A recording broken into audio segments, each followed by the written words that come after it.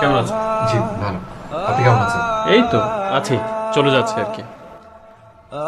তোমার বাবা আমার স্কুল টিচার ছিলেন। স্যার যে কি ভালোভাবে ম্যাথ বোঝাতো। জি আব্বা এখনো অনেক ভালো ম্যাথ বোঝায়।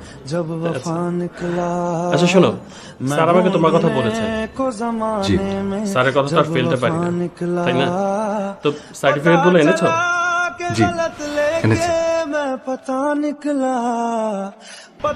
কি অবস্থা, জানছিল না মানে? না না অত বেশি ছিল না, বাস আসতে একটু দেরি হলো। ये तो पूरा काहिर অবস্থা তোমার। দেখি এই নাও তোর দামি খাবার বাদাম। Thank you. কোথায় গিয়েছো তুমি? একজনের সাথে দেখা করতে, অনেক বড় একটা কোম্পানি, কেন? চাকরির জন্য। ও, চাকরি হয়েছে? আগে এত খুশি হলো না, গত 2 বছরে তো তোমাকে একটাও খুশি সংবাদ দিতে পারিনি। এই ঠুনকো জীবনে তুমি কাচের দেয়াল, এক আধটু কারণ। আচ্ছা বাবা, আমি তো তোমাকে বলেছিলাম আমার ছেলের ব্যাপারে একটু দেখতে। জি স্যার। আচ্ছা ওটা কি কিছু হলো? ছেলেটা টিউশনের টাকায় তো আর সংসার চলে না। আচ্ছা শোনো, তুমি প্লিজ স্যারকে বলো, হ্যাঁ, যেন মনে কষ্ট না পায়। আমি আমার বেস্ট ট্রাই করেছি। মানে হয়নি? হয়ে গিয়েছিল, শেষ মুহূর্তে এসে এমডির কোন আত্মীয় জয়েন করবে। কেমন লাগে বলো তো? স্কুলের টিচারের ছেলে। ও এমডি স্যারের কোন আত্মীয় জয়েন করছে? কোন আত্মীয় জয়েন করছে বানিয়ে বলেছে।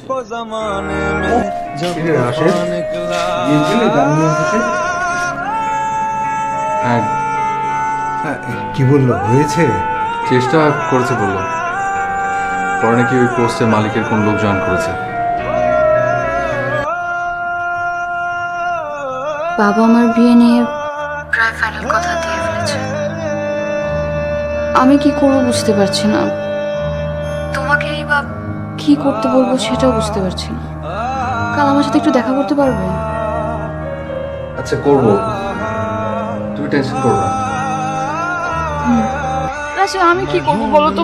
বাবাকে কি করে থামাবো? কি করে বুঝাবো যে আমি তোমাকে ছাড়া থাকতে পারবো না? আচ্ছা রিয়া, আমি তোমাকে অনেক ভালোবাসি, এই বিষয়ে কোনো সন্দেহ আছে তোমার? কিন্তু হঠাৎ এ কথা কেন? সেই ভালোবাসা থেকে বলছি, তোমার উচিত তোমার বাবার পছন্দ করা ছেলেকে বিয়ে করে ফেলা। আমি জানি আমি কোনো ভুল মানুষকে ভালোবাসিনি, কিন্তু আমাকে এই পরিস্থিতির মুখোমুখি হতে হবে আরো অনেকগুলো বছর। তুমি হয়তো বছরের পর বছর ভালোবাসার জন্য অপেক্ষা করতে পারবে, কিন্তু শেষটা এমনই হবে। তখন তোমার এই বছরগুলোর জন্য কষ্ট হবে। তোমাকে নিয়ে পালিয়ে যেতে পারি, আমি না হয় তোমাকে নিয়ে পালালাম, তারপর আমার পরিবারটার কি হবে? আমার সাথে কেন এমন হবে? আমি কেন এক জীবন আমার ভালোবাসার মানুষ পাবো না? হয়তো মেঘের শেষে আগামী 27 তারিখে আমার বিয়ে।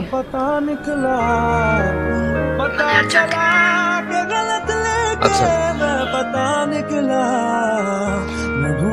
কি গিফট দিবে আমাকে? তোমাকে দেবার মতো কিছু তো আমার নেই, তাও বলো যদি সম্ভব হয় দেব। একটা দিন চাই তোমার কাছে। মানে আমি তোমার কাছে একটু পর আমার চলে যেতে হবে। আজকে নাকি আমার বিয়ে শপিং এর জন্য সবাই বের হবে। ও আচ্ছা, এটার মধ্যে একটা পাওয়ার ব্যাংক আছে। সারাদিন তুমি বাইরে বাইরে থাকো, ফোনের চার্জ শেষ হয়ে যায়। তোমাকে ফোনে না পেলে তো তোমার ফ্যামিলি টেনশন করবে। এটাও সবসময় সাথে রাখবো। কিছু আইস স্পেশাল টিস্যু, পাশে যে বসে থাকবো আর ঘামতে থাকবো, আমি তো মুছে দিতে পারবো না, তো এটা ইউজ করবে। আর এটা দেখো, এটার মধ্যে হচ্ছে ডায়েরি। আমার সাথে যদি কখনো কথা বলতে ইচ্ছা করে ডায়েরিতে লিখে রাখবে।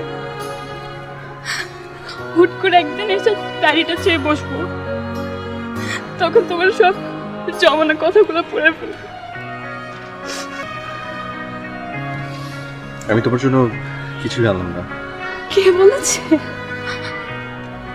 এনেছে তো, এই যে আজকের দিনটা তোমার কাছ থেকে তো এটাই চেয়েছিলাম আমি।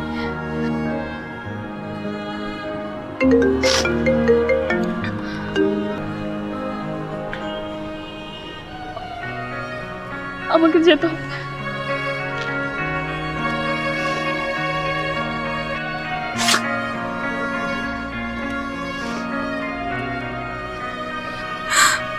শুনো, নিজের যত্ন নিবা, ভালো থাকবা, সবার সাথে ভালোভাবে থাকবা।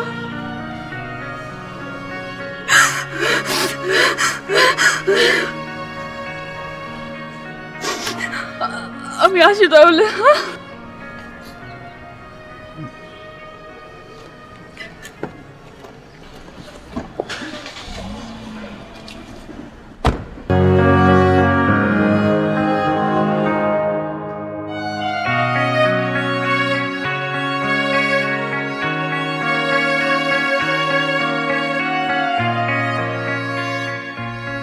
রাশিদরা চোখের পানি মুছে ফেলে।